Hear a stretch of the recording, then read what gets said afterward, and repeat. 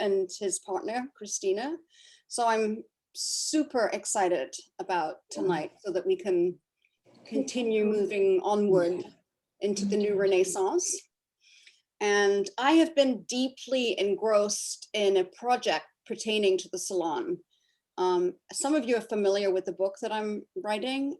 And during this time of major research, I am unearthing years of material that birth these concepts that Marc and his team at the center have discovered. And his lifelong commitment is quite remarkable. And I just wanted to share with you the uber impressive thousands upon thousands of hours he has invested into our salon tonight. So enjoy every breath. And Sharif. Thank you, Gabrielle. Good evening, everybody. And thanks everyone for being here. We are in it now. This is our 7th salon. Yes, we have a seat at the table that will change the source code in order to divert our path towards the existential risk mankind faces based upon our present trajectory. Not unlike those who had a seat at Da Vinci's table who successfully did the same. It doesn't take a lot of people. It only takes the right people with the best strategies. So buckle your seatbelts and let's take the next step together. Also, if anyone would like to participate in sponsoring the recordings of our sessions, which I believe is a very valuable tool, just let me know in the chat or privately in an email if you prefer. The sponsorship, which is the cost, is $1,000 for a package of 10 recordings, and the foundation is a 501c3. So if that's something that you're interested in, just let me know and we'll make it happen. And Dr. Gafni, the floor is yours. Thank you, Gabrielle, and thank you, Sharif. Thank you both so much. It's so great to see you, and mad blessings to COVID dramas that I think are now ending. You guys are at the end of the COVID dramas, which is awesome and beautiful, and it's great to be with everyone. And maybe Sharif, I'll just say one thing: that package of 10 for 1,000 basically pays for the transcription. So it's not really it's about $100 to transcribe a salon well, and so if we want to have a kind of set of transcription, so that would be the way to do it, right? So just want to add that little. Thank you for clarifying that. Exactly. Yay. Sorry, I misspoke. Yay. Yeah. No, totally.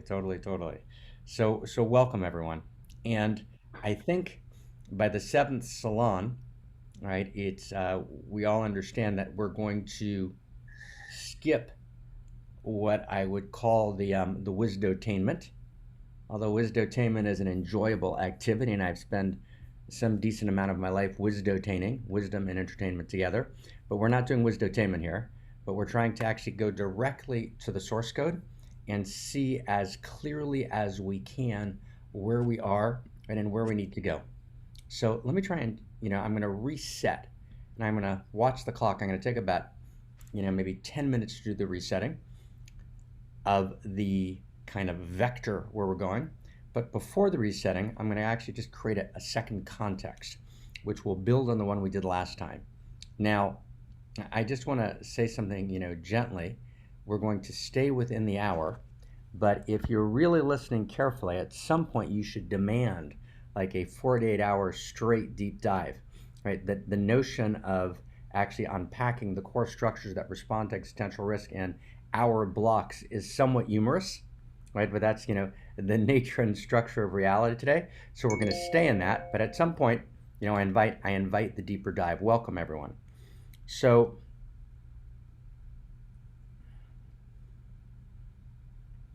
last conversation, we talked about what I would call the 3 primordial perspectives. Okay? 3 primordial perspectives. And you can't really think about reality without them. And that's what we mean by we're engaged in a source code exploration. That is to say, we have no interest in saying things that are cute, things that sound insightful, right? Those are all off the table, although those are a lot of fun. And again, wisdotainment's awesome. But here we're only interested in source code structures, right? Meaning the structure of reality itself. Now, we put a particular source code structure on the table last time, I want to recapitulate it in a moment, number one. Number two, I want to introduce a second source code structure, talk about that for a few minutes. Number three, let's recapitulate where we are in terms of existential risk in about 8-9 minutes. Right, and number four, let's move forward and actually articulate what I think is not only the best, but the only valid, common, universal theory of identity, meaning answer to the question of who am I, that we actually have available today, on planet Earth. And you can't actually engage the existential risk issue, as we'll see in our recapitulation, without actually answering the question of who am I. Okay, so who am I is the question in every possible way. And just to give you an example of what I mean by who am I, just kind of before we start, I just finished reading, and I read it because I'm writing on a parallel topic, and I just finished reading what I think is one of the best written and worst books I've ever read. Right? Right? It was written by Yuval Harari. It's called Homo Deus. Right? The amount of fallacious assumptions on every page is shocking. Right? I mean, really shocking. The book is excellently, beautifully written. I mean, it's, and Yuval's a completely wonderful and sweet guy, and a great guy to have for dinner. So it's not personal, right? But the book is horrendous, right? I mean, I can't state that clearly enough, right? In other words, the assumptions in the book are chilling, right? And the assumptions have to do with everything we're about to talk about, right? In other words, the book ignores the two structures I'm about to introduce and gives a very particular answer to the question of who am I, right? And who am I is I'm an organism. Step one, Harari. Step two, an organism is an algorithm. An algorithm means a set of steps, right, that I go through to calculate and accomplish a particular result. That's what an algorithm is. Okay, so if you go to a coffee machine and you put in a quarter, although I don't know if anyone has quarters anymore, but you make the coffee machine work somehow, and you press, hot mocha, right? So the machine goes through a series of steps. That's an algorithm to give you hot mocha. But that's what an algorithm is.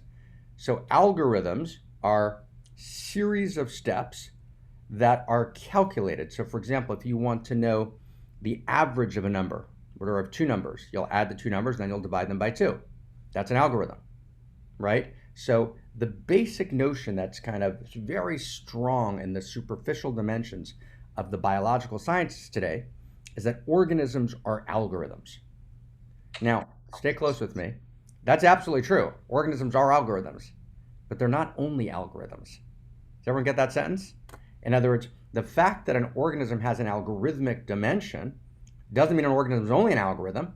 It means that it has a dimension which is accessible through third-person investigation that has a data pattern, and that data pattern is called an algorithm.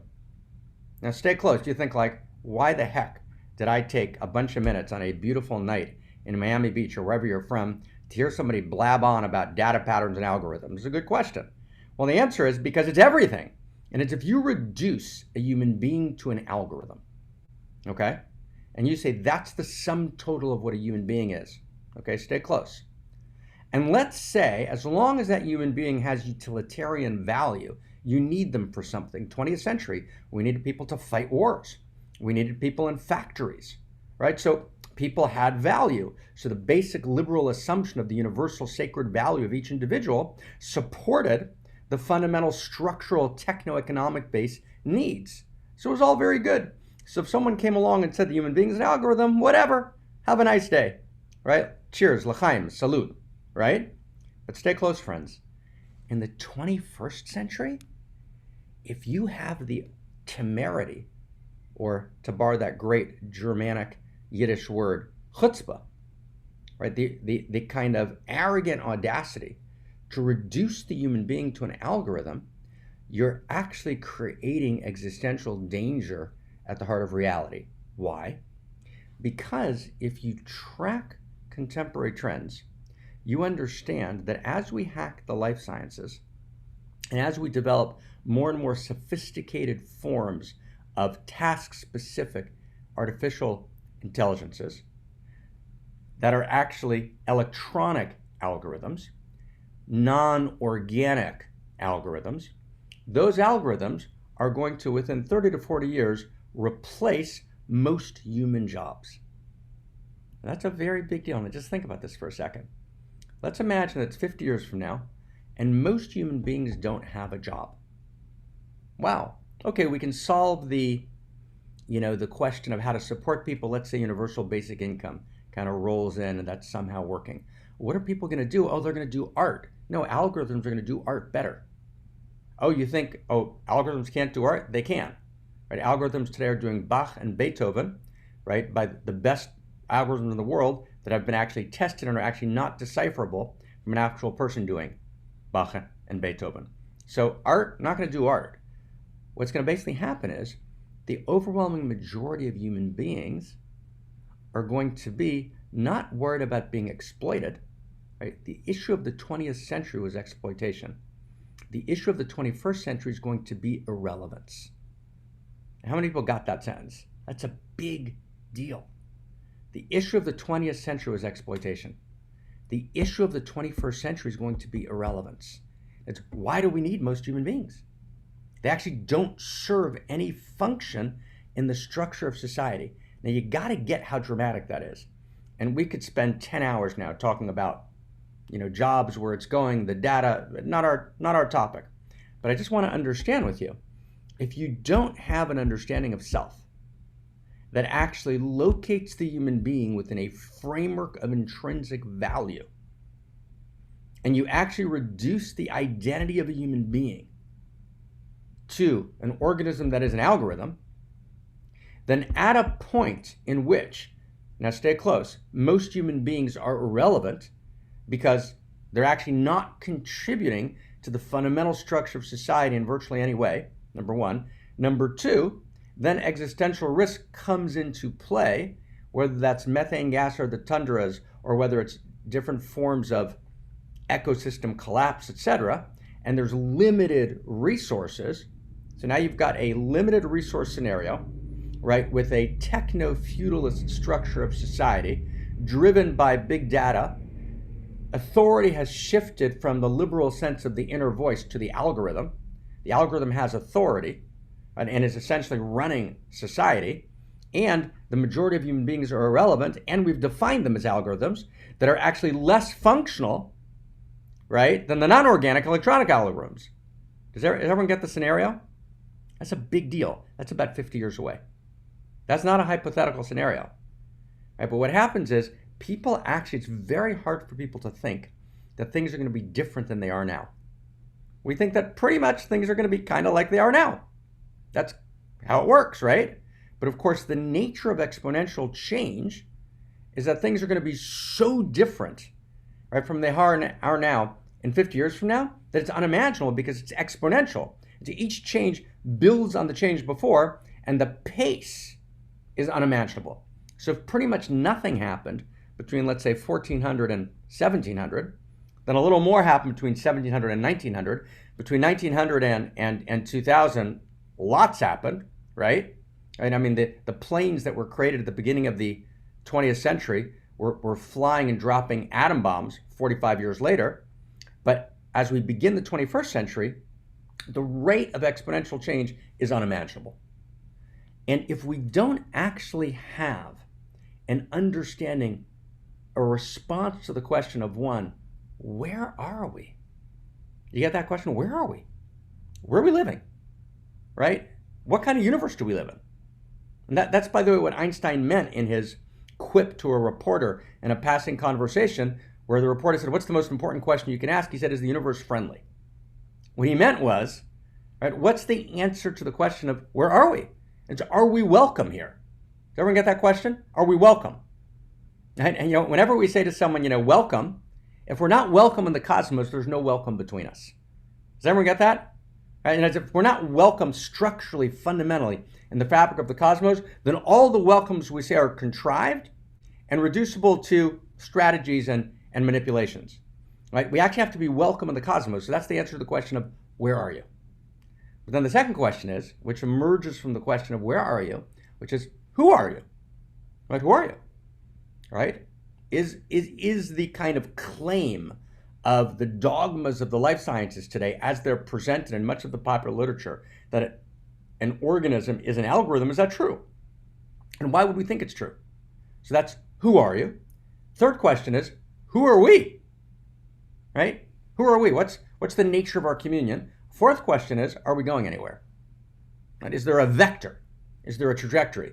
So these are source code questions. Now you can't answer that question by quoting a sacred text. It doesn't work. Right? In other words, you can't assert something because it's written someplace. Right? You have to show that it's true in the very source code nature of things. Okay, that's what we always have to do. So we have to actually now, sacred texts, by the way, play a role. I love sacred texts. And those of you who know me and we've studied together, sacred texts are gorgeous, right? But we can't actually at this point revert to a claim of authority.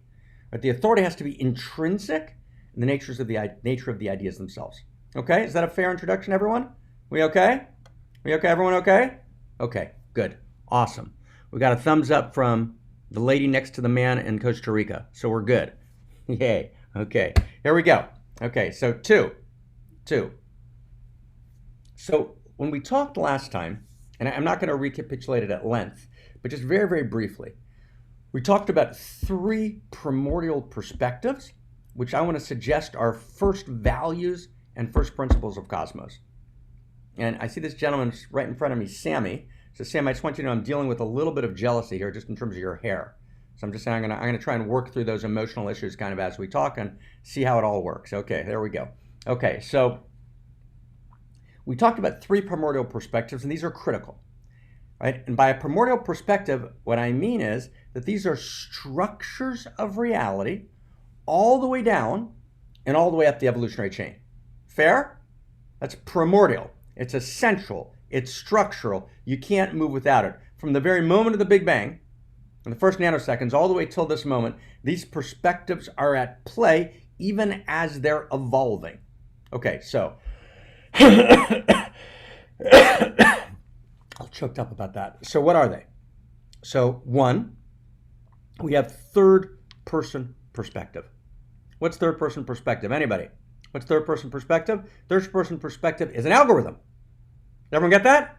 An algorithm is a third person perspective on a set of steps or a process that takes place that leads to results.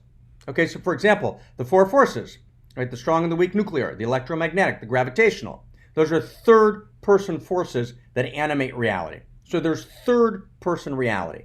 Okay, that's 1. 2, what's the second experience in reality? Now, all of science is fundamentally charting third person. Is that fair?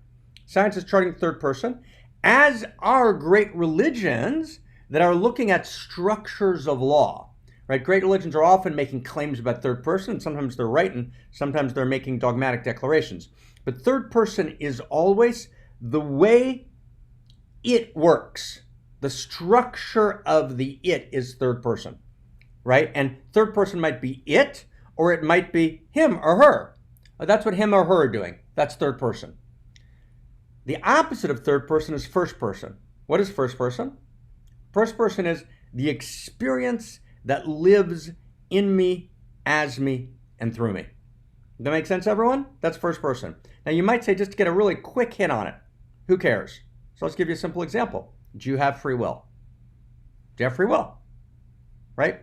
As we mentioned last time in passing, it's an enormously popular liberal dogma today. Atlantic Magazine cover story to say you don't have free will. And not just based on kind of careful philosophical readings, but based on a number of other issues, including neuroscience, prior causation, etc. Now, from a third person perspective, you can make a fairly decent argument, right? If you're a materialist, right, meaning that the only thing that exists in the world is material, you can make a fairly decent argument that there's no free will. And in fact, the book that I just mentioned by Harari, right, and in both of his books, 12, 13 million copies, being read by the major intelligentsia around the world, Harari asserts that there's no free will and spends an entire chapter, right, adducing ostensibly evidence for that. And all the evidence is third person.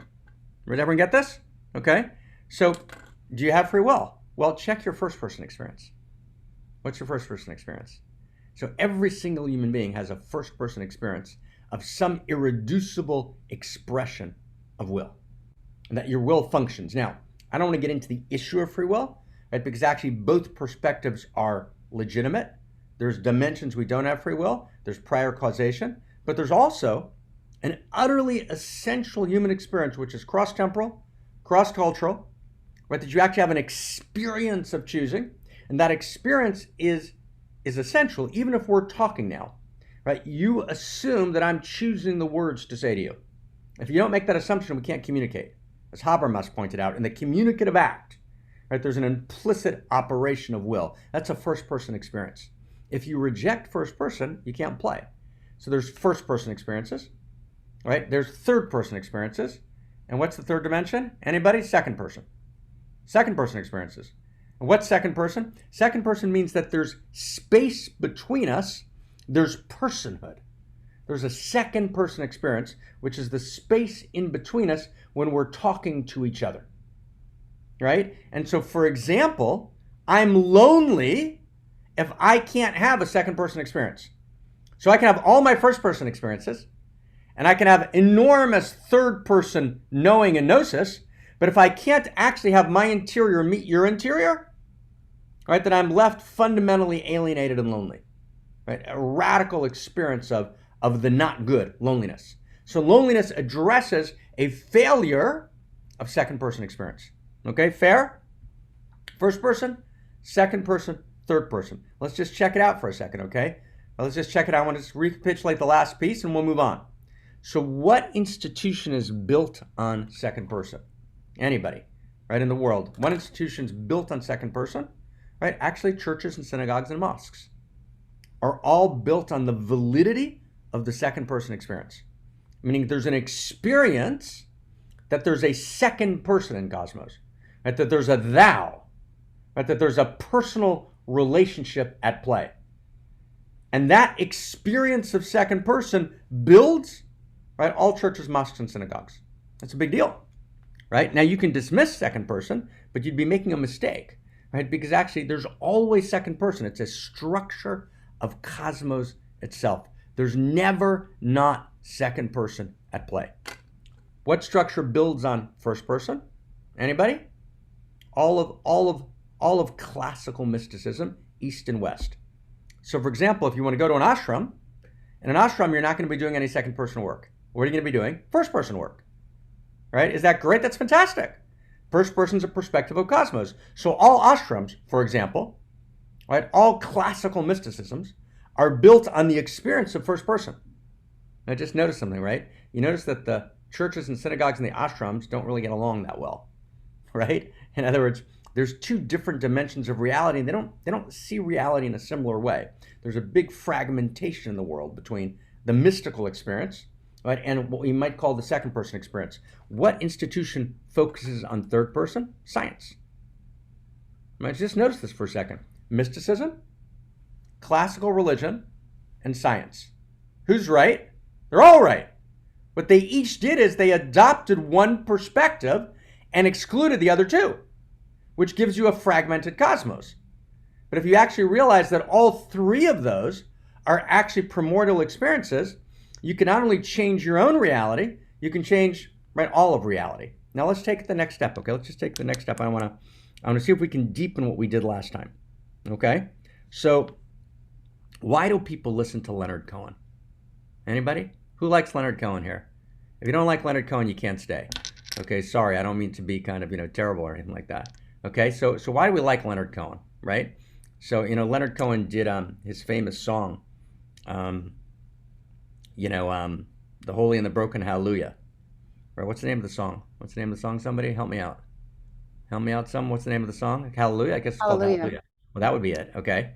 So, remember he had that famous conversation with Bob Dylan. He asked Dylan how long it took him to write his best song, and Dylan said about 9 minutes, right? Dylan asked Cohen, how long did it take you to do that? About a decade. He did about 60 different versions of it, right? So he first records it for the Velvet Underground, I think in 1985.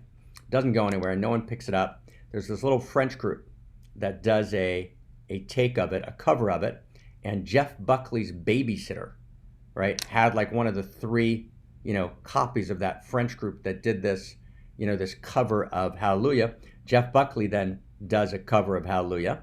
And then Jeff Buckley sadly is killed in 1997. He went swimming in the Mississippi River with his clothes on. It was a tragic story. Jeff Buckley dies, And then Hallelujah takes off, and now it's had more covers than any other song. Now, why do we like Hallelujah? Okay, right? It's a great song, but why do we like it? What does it speak to in the consciousness? And anybody? Second person. It speaks to in other words, he's doing second person, right? Doesn't matter what you heard. There's a blaze of light in every word, right? The holy and the broken Hallelujah, right? And even though it all went wrong, I stand before the Lord of Song with nothing on my tongue but Hallelujah, right? And it's Hallelujah, right? The quality of the song is he's speaking, right, to the intimate cosmos, right? He's speaking to, right? And that quality of second person, right, is unbelievably powerful. And you have people actually in churches, mosques, synagogues all over the world, and I've seen so many covers and so many recordings of like doing Hallelujah, right? In church. Why? Right? Well, why? Because there's this sense of this quality of second person. And the quality of second person is the quality of personhood. Let's call it the personhood of cosmos. Okay? Now stay close with me for a second, okay? And it's interesting. So we dismiss second person people, right? We call them fundamentalists, right? People are kind of doing the kind of praying to God thing. Those are fundamentalists. No, those are people who hijacked the second person perspective, right? And said, right, we've got the only right take on it, and you've got to follow this and this dogma, and you've got to have this and this sets of beliefs, and if you don't, as Augustine said, you're excluded from the kingdom of heaven, right? And that's not second person. That's a hijacking of second person as a primary practice and a laying on it of every manner, right, of fundamentalist dogma. But that's not second person. Second person is the experience that I can actually have a conversation with the cosmos. The cosmos is not just third person, and the cosmos is not just first person living in me, as me, and through me, but there's actually an infinity of intimacy, right? There's an infinity of intimacy that actually speaks to me, right? That holds me.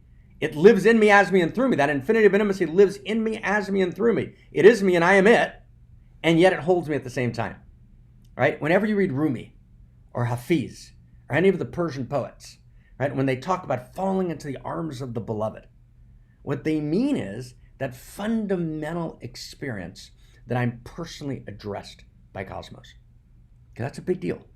That's a big deal. And let's just do kind of a simple pointing out instruction just to hold it for a second, and then we'll move on. Okay, simple pointing out instruction that we touched last time, but I want to take it through again because I got a whole bunch of questions about it from different people from last time. So I wanted to just kind of, if we could, just to land it. So we'll just do a simple pointing out instruction, first, second, and third person. So here we go. So let's see if we can close our eyes for a second. Let's close our eyes for a second, just kind of gently. Okay, and I'm going to ask you a simple question. Can you hear me talking? Okay, so you can. You can hear me talking. Great, you can hear me talking. Okay, could I hear Gabriel talking like I said last time when we were together last salon? Yes, I could hear Gabriel talking. Okay, great. If I can hear Gabriel talking, why can I hear her? How do I hear her? Well, how do I hear her? I hear her because I have ears, okay? But that's insufficient. Ears don't do it by themselves. I hear it because I'm intelligent.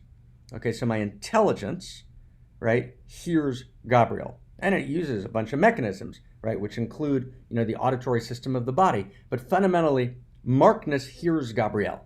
Markness hears Sharif. Okay, so if I can hear Sharif talking, is it possible that the cosmos can't hear Sharif talking? Because my intelligence participates in the larger field of intelligence. And there's no split between my intelligence. My intelligence isn't local. It participates in the field. So if I hear Sharif talking, so the intelligence of the field hears Sharif talking. That's a very, very powerful idea. Let's take it the next step. So let's imagine for a second all of the third person energy of cosmos. Everything, all the third person, the whole thing, all the way up, all the way down. Right? Billions of years of complexity, chemistry, biochemistry, right? All of the laws of physics, the Higgs boson fields, right? The whole thing, right? The ultimately dazzlingly complex cosmos over hundreds and hundreds of billions of years. There's more neurons in one human brain than there are stars in the sky, right? So all of the neurons of all of the brains and all of the galaxies, right? 100 billion galaxies, right? All of that's all third person. That's what we might call God in the third person. All of God in the third person, all of it, the whole thing, is now sitting in a chair, looking at you, knowing your name, and saying, I'm desperately interested in you. That's second person. All of third person addresses me personally. That's second person. And then all of third person actually in some sense lives inside of me, right? All of infinity actually takes place, lives in me. I can actually access inside of me a quality of infinite value, which is why I struggle so much to be alive, because my life has infinite value.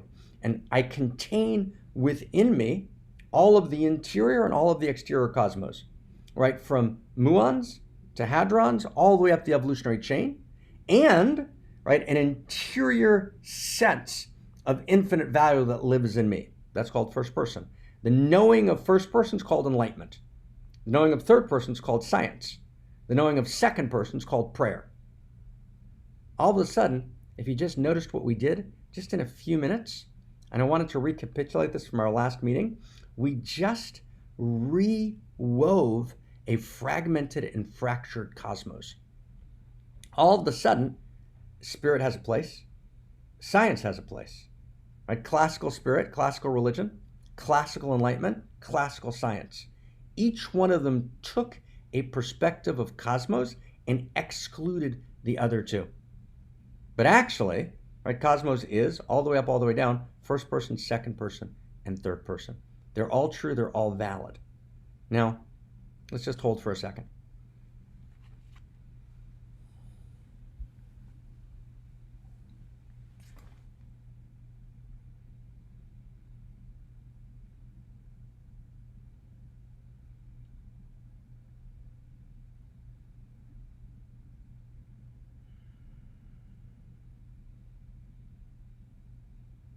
Okay.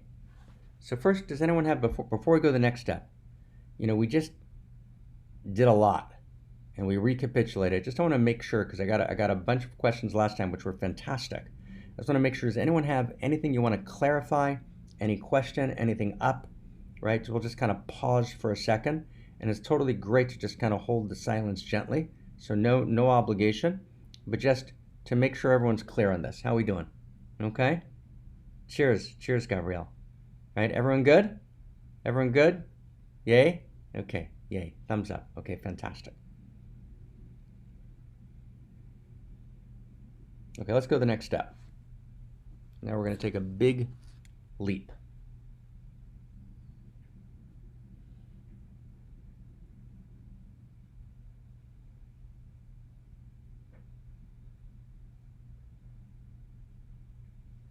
Okay, here's a sentence. And we started about, wow, I can't believe it. It's 7:39. What have you guys been talking about up till now? Okay, so we got till about 8:05. Okay, that's fair. Okay.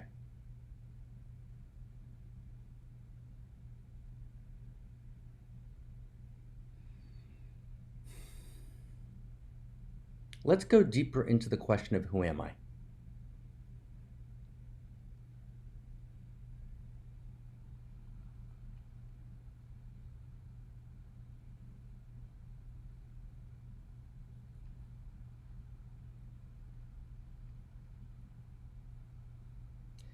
Let me go back 2 steps.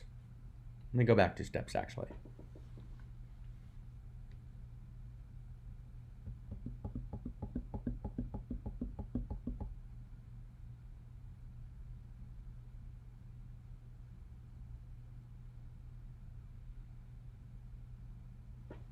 We established in the last several meetings that the primary generator function for existential and catastrophic risk is what we called a global intimacy disorder.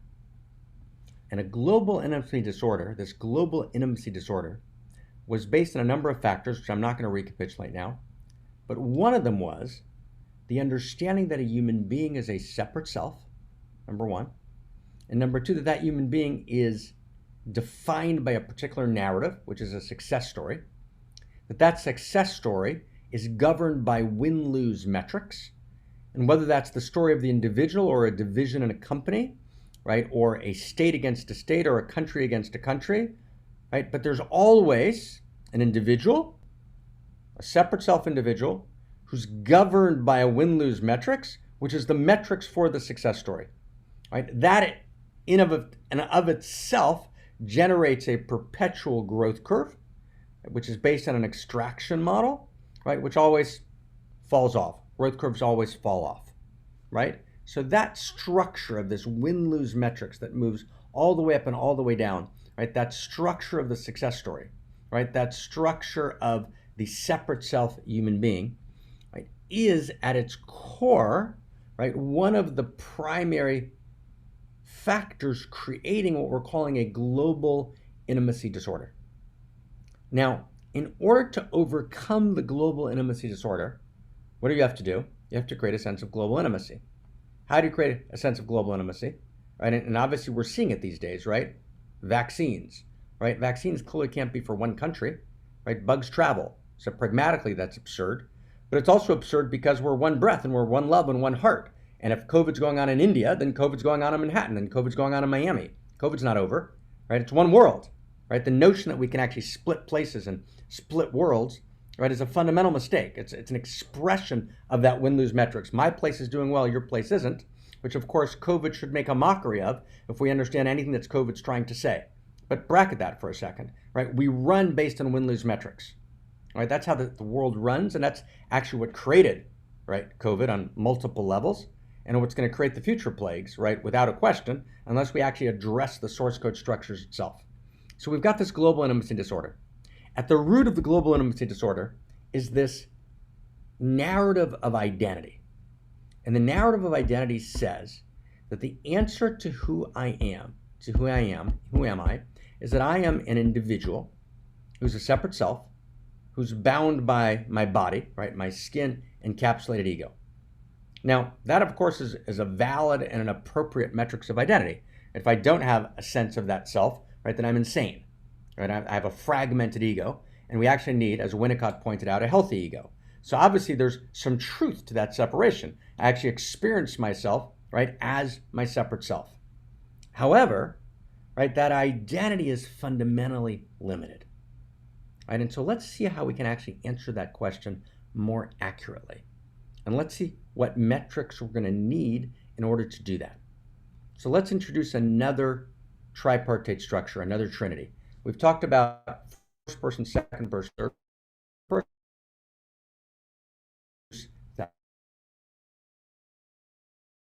Call the first one the eye of the sense, and the second one the eye of the mind, and the third one the eye of the heart. So what's the eye of the senses? So the eye of the senses is sensory reality. I use my senses to, in some sense, understand and unpack reality. fMRI machine is an expression of the eye of the senses. The Hubble telescope is an expression of the eye of the senses. These are amplifications of the eye of the senses, right? So that's one way to interface, to understand, to unpack reality is always the eye of the senses, unbelievably important. That's one. Two, what's the eye of the mind?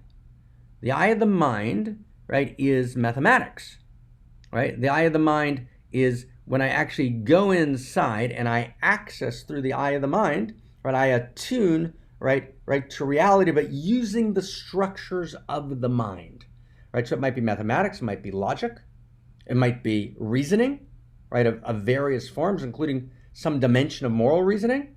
So that's the eye of the mind. They're both unbelievably important, right? Reason, mathematics, logic, fantastic. The mechanics of the universe, the algorithmic structures of the universe, to unpack them. Data sciences, those are all dimensions of the eye of the mind. So you've got the eye of the mind, you've got the eye of the senses. Both unbelievably important and valid ways of unpacking reality. But they're insufficient, right? Because you can't actually, right, address reality without a third eye. What's the third eye? And the third eye is a faculty of sense perception, which is radically empirical, as William James said, right? No less than the eye of the mind, and no less than the eye of the senses. And we might call that the eye of the spirit. right? Or the eye of the heart.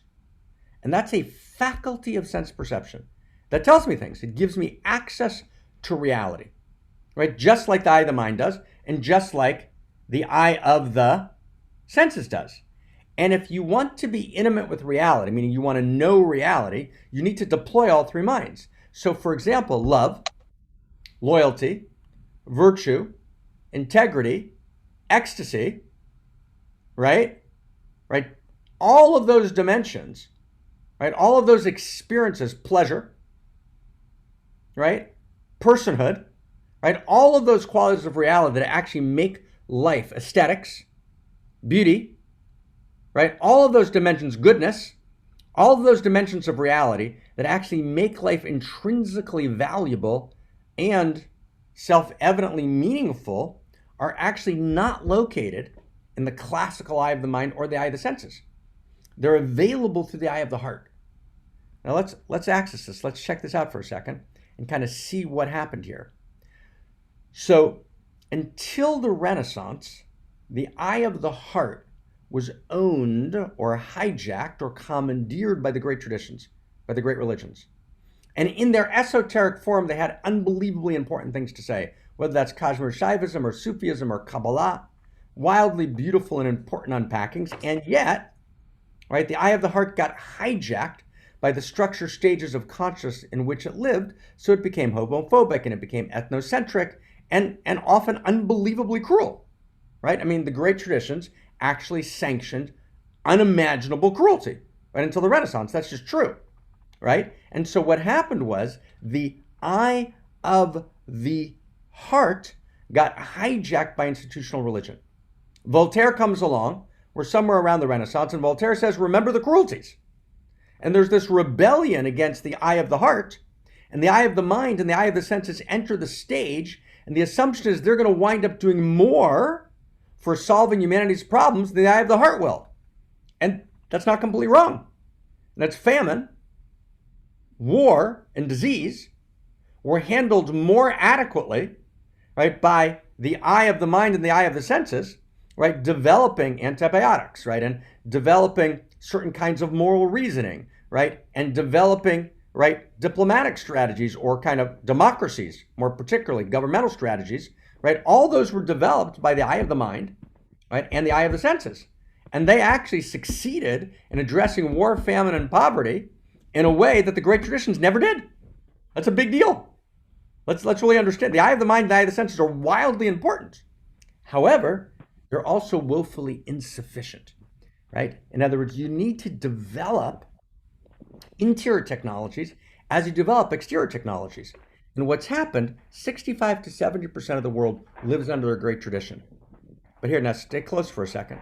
Most of the great traditions, and I think someone might have to mute themselves for a second. If that's okay, I apologize, right? Just so we don't get the background noise, whoever. So the great traditions, the great religions, until the Renaissance, they developed the eye of the heart. But what happens is we hit the Renaissance, and then the eye of the mind and the eye of the senses take off and they develop, as we said earlier, until we get to the Hubble telescope, until we get to the fMRI, right? Until we get to kind of advanced democracies, right? We get these very sophisticated, till we get to antibiotics, right? We get these very sophisticated forms of the eye of the mind and the eye of the senses, and then the eye of the heart and the eye of the spirit gets frozen in pre-modernity. And 65% of the world still, right, understands the eye of the heart as mediated through the prism of ethnocentric great religions. Now, that doesn't mean the eye of the heart's wrong. The eye of the heart's right. But it's actually the obligation of the great traditions, or of spirit, right, to evolve, right, to actually, within its own framework, right, to actually unpack itself, which it needs to do. It's desperately important. That's part of what we're actually trying to do here. But what we need to do is we need to have the interior technology of the eye of the heart catch up to itself, right, and take its place at center stage, right, in the human endeavor. Because otherwise we remain non-intimate with a huge swath of reality. We need the eye of the heart. We need the eye of the spirit, right? That's one eye. We need the eye of the senses. We need the eye of the mind. You need all three of those. Without all three eyes, you can't access reality. Now, stay close for a second. right? When I actually want to access what we called first person, God in the first person, spirit in the first person, how do I do it? Okay, it's very beautiful. How do I do it? So I don't do it through the eye of the mind. And I don't do it through the eye of the senses, right? It's not empirical in terms of the five senses, nor is it empirical in terms of mathematics, but it is empirical. It is what James called radical empiricism. I can actually get direct access, right, to the experience that I have irreducible value, right? That actually tattvam asi, thou art that spirit actually lives in me, as me, and through me. And I can actually drop in, I can go inside, and I can actually experience the ground of being itself awake in me. Wow. Right? That experience, that practice is called contemplation. Contemplative practice, whether Kabbalistic, right, or Sufi, or Kashmir Shaivite, right, but contemplative practice means I go inside and I taste the reality of spirit awake and alive in me. That's a big deal. Now, again, the eye of the heart, the eye of the spirit has many modalities. Music, for example, right, awakens, right, opens up, right, the space of the eye of the heart. That's why it's powerful. Music is the language, right? Music is the mathematics of intimacy, if you will, of cosmos. And there's a lot more to say about that, but let's just hold that for a second and leave Pythagoras out of the conversation. But music is both a mathematical pattern in cosmos, but music is not reducible to a mathematical pattern. Music also speaks, right? Expresses, moves, transmutes interiors. There's an interior reality, right? There's an entire interior castle that we access when we use the eye of the heart. But now stay close, right? The entire structure of an attention economy is about actually hijacking my attention, right, towards quantifiable commodification to prevent me, practically, from actually engaging in any serious way the eye of the heart. And whether you engage the eye of the heart through music, or through contemplation, or through meditation, right, or through prayer, right, there's a way that you actually can drop in sustained practice, just like I'm working out, right? Sharif's my trainer, he's my body rabbi, right? Sarah's training, right? So if I want to access the eye of the heart, I use any number of methods, right, available through the contemplative traditions, which are cross-cultural and universal, and they are experiments. This is not dogma, this is an experiment. What's an experiment? Stay close, friends. What's an experiment? Experiment means you do an action, you get a result. You do it again, you get the result again. People do it in double-blind conditions, right? And you get a result, right? So in the experimental structure of the interior sciences, we actually have information. And that information is called God in the first person. And God in the first person is the information that I'm not only a separate self, that actually I can actually access my interiority. And when I access my interiority, I have a direct experience that I'm actually indivisible from the larger seamless code of the universe. I have a direct, unshakable interior experience, right, which is more real, not less real, right, than any other experience I've ever had. And, right, the most subtle speculative minds all through history, engaging the practices of the interior sciences, have in each period of history and in each culture, right, deployed different forms of this experiment of the spirit, and have all come back with the same result, consistently and constantly. There's never been anyone who's come back with a different result who is actually practicing in a serious way. And again, just like physics, you don't do physics by kind of, claiming to do physics or making declarations about physics. You do physics by studying the structures of physics, mostly the mathematics. Same thing with the interior sciences, right? There's a set of exemplars, a set of injunctions. I do them, right? I do them consistently, right? For X amount of time, right? And then eventually I get a result. And that result is the most real experience I can possibly have, which tells me something about who I am. Who am I? I'm not a separate self, right? It's actually not true. It's actually true that I am not separate from the whole field. Now, Stay close with me. That's what's called enlightenment. Enlightenment's another name for God in the first person. Does that make sense, everyone? That's all enlightenment is. Enlightenment's another name for God in the first person. Let me give enlightenment another name. Enlightenment is sanity. Enlightenment's sanity. That's all it is. Enlightenment is just sanity. Now, in order to address existential risk, we have to move enlightenment from the elite. We have to democratize enlightenment. We actually need to have enlightenment become available as part of the structure of consciousness of every human being. The democratization of enlightenment. But why would you do that? Isn't that kind of an elite, hard to get, inaccessible, right? Very, very, very vaunted portal that only the few have walked through? No. Enlightenment is sanity. Enlightenment is just sanity. That's all it is. What's sanity? Sanity is knowing my true identity. That's all it is. Sanity is knowing my true identity. Okay? That's all it is. To be sane. So let's say, for example, I say I'm Sharif. Right? So first of all, Gabrielle says, oh no, that's bad news. So besides that problem, okay? But I say, I'm Sharif. That's it. I'm Sharif. So you think, God, that's funny. Haha. Right? He's wearing a hat. I'm not wearing a hat. So no, but I keep saying it. No, guys, really, I'm Sharif. No, really. I'm strong. I'm really well worked out. Got great glasses. Right? I'm good looking. I'm Sharif. So you think I'm joking, but let's say I keep going for about 20 minutes. I've kind of crossed all borders of humor and obnoxiousness. And then you realize, oh my God, he actually thinks he's Sharif. Oh my God, he's insane. Right? Because I don't know my identity. That's what insanity means. Right? Insanity means I don't know who I am. So here's the thing. The difference between Marc and Sharif, say he's a little better looking, he's a little better worked out, okay, whatever, but that's a minor difference. Right? That's two separate selves being slightly confused. That's a minor mistaken identity, right, compared to the vast mistake of believing that I'm a separate self. The belief that I'm a separate self is a fundamental mistaken identity. It's just not true.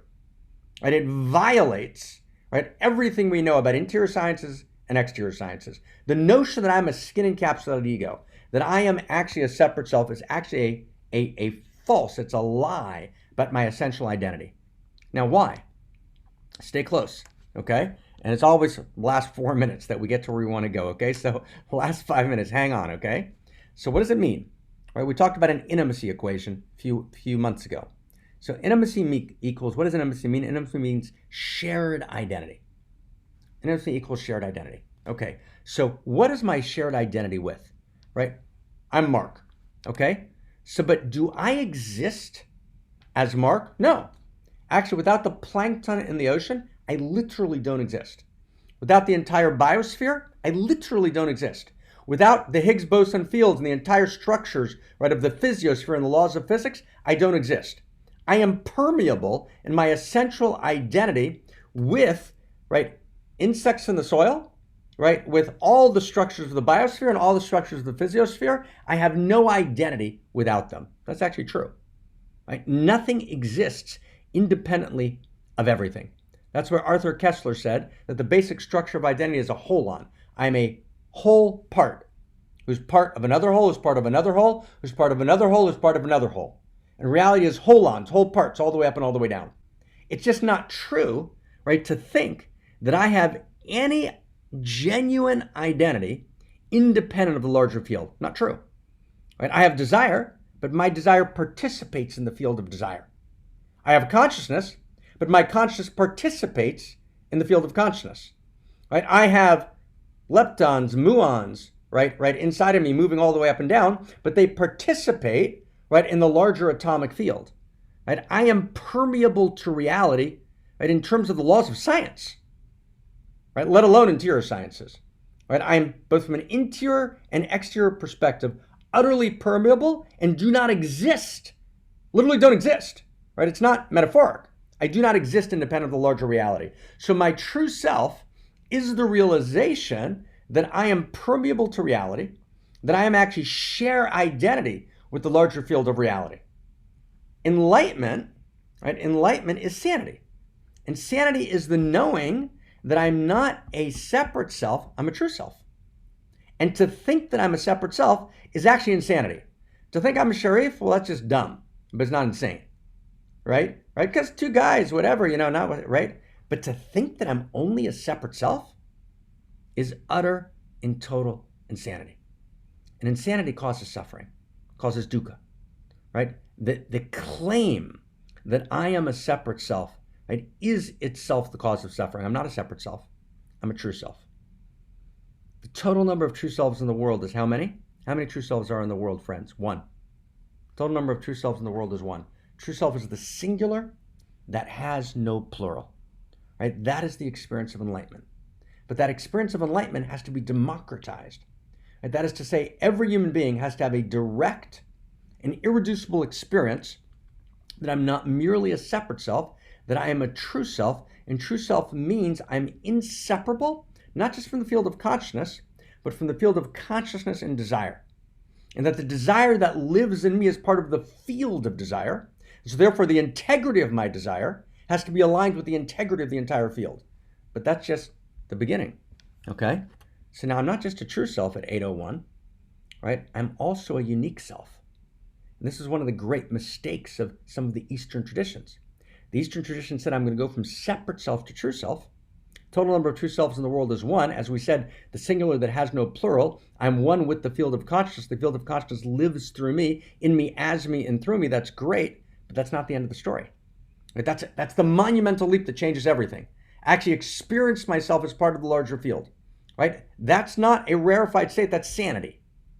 Right? That's really critical. That's enlightenment is sanity. That's all enlightenment is. It's sanity. Right? To believe I'm a separate self is simply to be insane. To be insane is simply not to know my true identity. But that's not the end of the story. I'm not just a true self. There is no true self any place in the manifest world. Every true self is unique and irreducibly so. That is to say, I'm not just one with the field of consciousness and desire. Right? I'm an irreducibly unique expression of that field. I'm not just part of the seamless code of the universe. I am. That's my true self. But the seamless code of the universe is seamless but not featureless. That's a critical mistake of some of the great traditions, was to end the story at true self and to actually deny, as somehow benighted and misguided or unenlightened, my experience of irreducible uniqueness, and to actually relegate that to separate self. That's wrong. Right? Which is why, right, the entire West fundamentally ignored enlightenment because it actually violated our sense of self. And the enlightenment teacher said, you're stuck in separate self. No, that's not true. I'm not stuck in separate self. I go from separate self, that's the first self. The second self is true self. The third self is unique self. Okay, what's a unique self? A unique self is actually just about the best answer to the question that we have of who are you? Who are you? You're an irreducibly unique expression of the love intelligence and love desire and love consciousness and love beauty that are together the initiating and animating eros and energy of all that is, that lives in you, as you, and through you, that never was, is, or will be ever again other than through you. And as such, you have an irreducibly unique perspective and an irreducibly unique quality of intimacy and an irreducibly unique deepest heart's desire that together come together to form and foster your unique capacity to give your unique gift into your unique circle of intimacy and influence that no one that ever was, is, or will be can do other than you. That's a unique self. Wow. So now we've gone from separate self to true self to unique self. Let's go one more step since we have 2 minutes, so why not? Okay, so here we go. Who are you? You're an irreducible, this is unique self. You're an irreducibly unique expression of the love intelligence and love beauty and love consciousness and love desire of the entire field. That's true self. But you're an irreducibly unique expression of that field. Right? And as such, you've got a unique perspective, a unique quality of intimacy that come together to foster your unique gift, to address a unique need in your unique circle of intimacy and influence. That's unique self. Now imagine if every human being in the world understood they were a unique self. I'm not a separate self. No, that's wrong. That's insanity. That's to be dissociated from the field, to be a dangling I modifier in the larger field of reality, to be dissociated, disconnected, alienated, and fundamentally depressed, because what else could you be? Right? That causes suffering. That causes dukkha. Right? So I'm true self. Right? I'm part of the field. I'm ineradicably enmeshed in the field, and the field lives in me. I live in the field, and the field lives in me. I live in the intimate universe lives in me. But 3, I'm an irreducibly unique expression of the field. 4, last thing. And in that field, right, that field that moves from matter to life to mind, that moves from mud to Mozart, right, from bacteria to Bach, from dirt to Shakespeare, that field, right, which follows the narrative arc of the cosmos, right, which is expressed or animated by Whitehead called the creative advance of novelty. What moves that field forward is the evolutionary impulse. There's the evolutionary impulse, right, that is the animating energy of the field. So here's the last sentence. Who am I?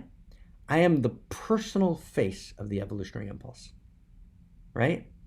I'm an irreducibly, uniquely personal expression of the evolutionary impulse.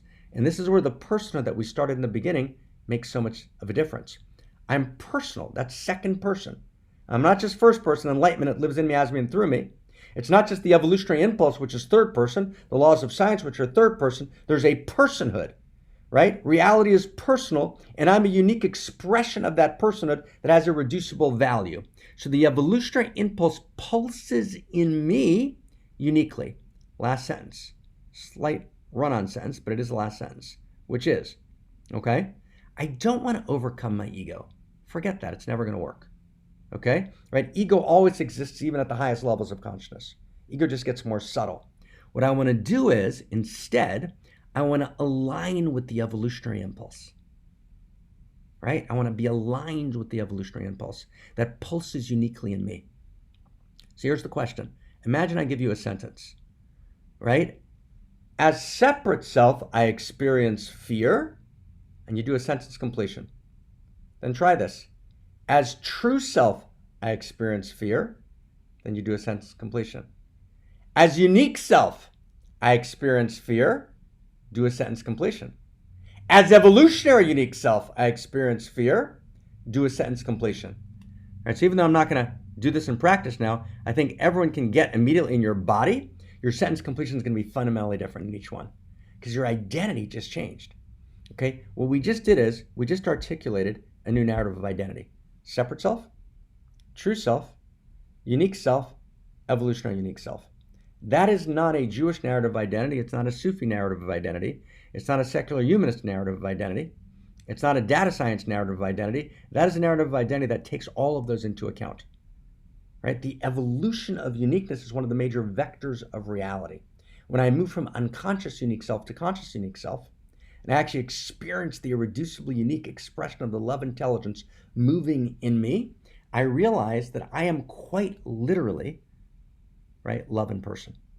That's actually who I am. And I actually am love in person. I'm actually lived as love.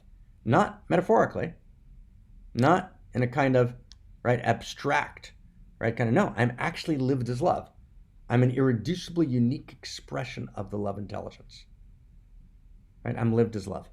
And I am love in action. That's my fundamental identity. And that's the beginning of a ground of identity that can create a shared narrative, right? A shared global story. And it's only a shared global story that can respond to the global intimacy disorder. And it is now 8:09, so it's a perfect time to stop. Okay, thank you. Marc, thank you. Thank you so much. So beautiful. If anyone has any questions, feel free to pop them in the chat box or speak up. You can go ahead and unmute if you want to say something. It's Danya, I'm so glad you joined us.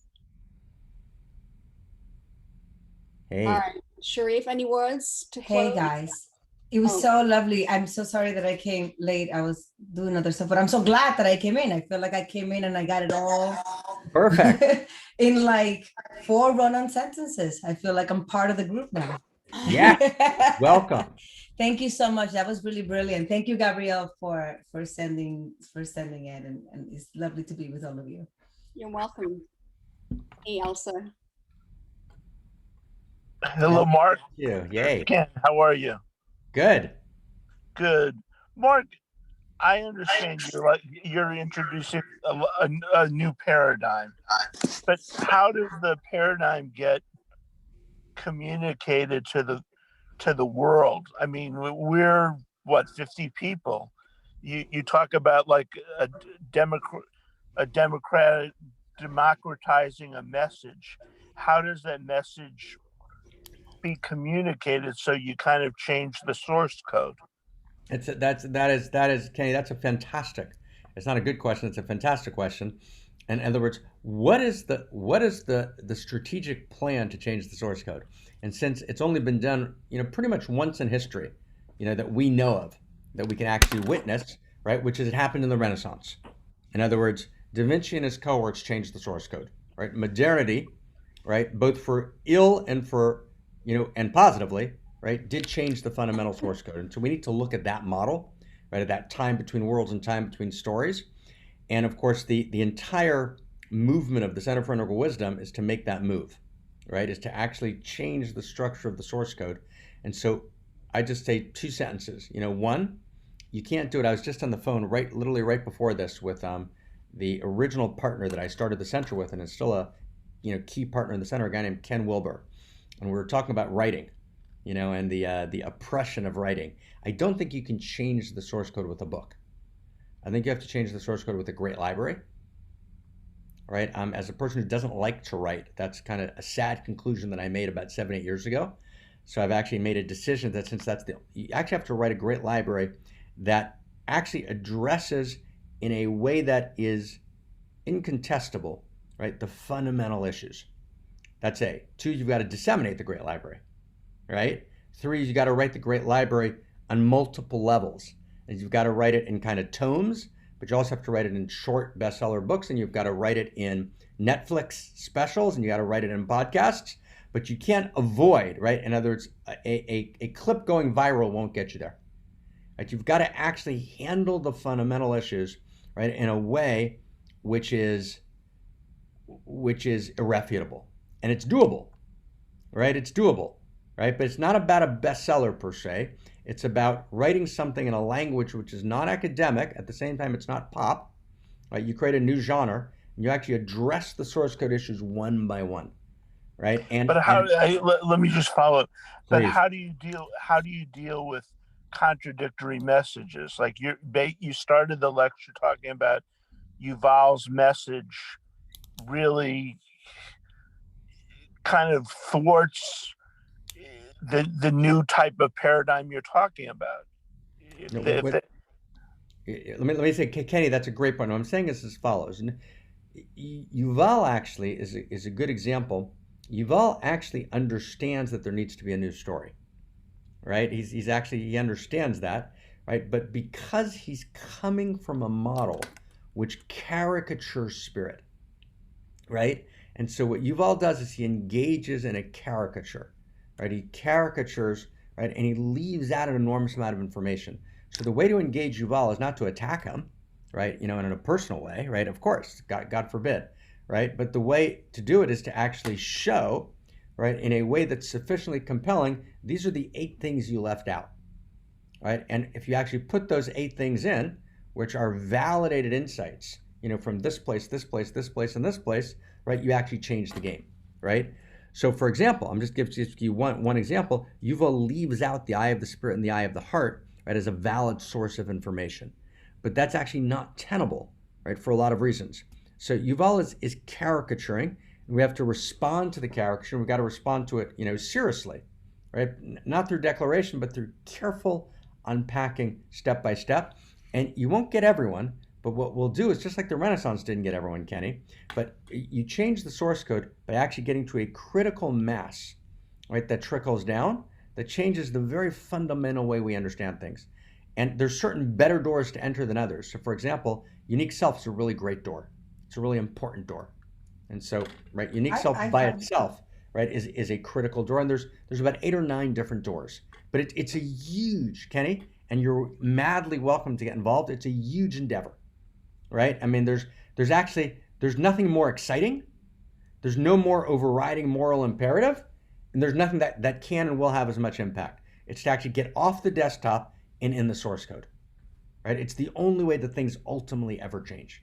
And I think, I mean, change a lot of times it's inspired, right? Not Yeah, really something absolutely. that you're tackling. So I think this is part of the change, right? And you spoke about all these different cells. So it's about really connecting with all these different kinds of cells and understanding what they are. And this group here could be the beginning of the rest. You can't change the outside if you haven't really started from the inside, right? Amen. I mean, that's sort of what I'm getting, right? No, that's absolutely right. So, and look what we just said. We just talked about a third person approach, which is books. But that third person approach is we got to live it, right? It's got to be a first person embodiment, Yeah. right? And you also talked about also being sort of like connected. And I love the idea of like really representing that, like that we are, that you and I are not any different than me and that tree out there. So I think it's really identifying like how we really are, you know, and honoring what that is and trying to figure out a way to lead through love in a way that people and conversations like this can continue, and seeing what your unique self, what your the people that you have around within that particular, you know, environment, who do you touch, who do you inspire on an everyday basis by adapting this kind of mentality. I think it's beautiful what you do. I'm just excited to be a part of it. I know I came We are late, delighted to have you. Yay. No, completely and absolutely. Completely and absolutely. Yeah, totally. Thank you. Thank you. Jeff, how you doing over there? You're a little quiet tonight. I'm fine, thank you. Yes, no questions tonight. Thanks. Awesome. Okay, yay. Great talk. Thank you, Mark. Yay. Thank you. Okay, awesome. Anyone else in what we're about to close, right? We'll turn back to Gabrielle and Sharif, our fearless leaders. Well, that was really, really interesting. Thank you so much, Dr. Gafni. I really enjoyed this lecture in particular. I love them all, but you know, they just keep getting better and better. So I want to thank everybody for being here, and I look forward to seeing you all next month. We'll keep you posted. All right. And now that our COVID thing is over, I'll see you at Shabbat dinner. Okay. Soon. Right. Yes. I'm looking forward to it. Yes. Thank you, everybody. Have a great month, everyone, and be in touch. All right. Thank you, everyone. Thanks, Mark. Bye. Bye-bye. Thank you all. Bye.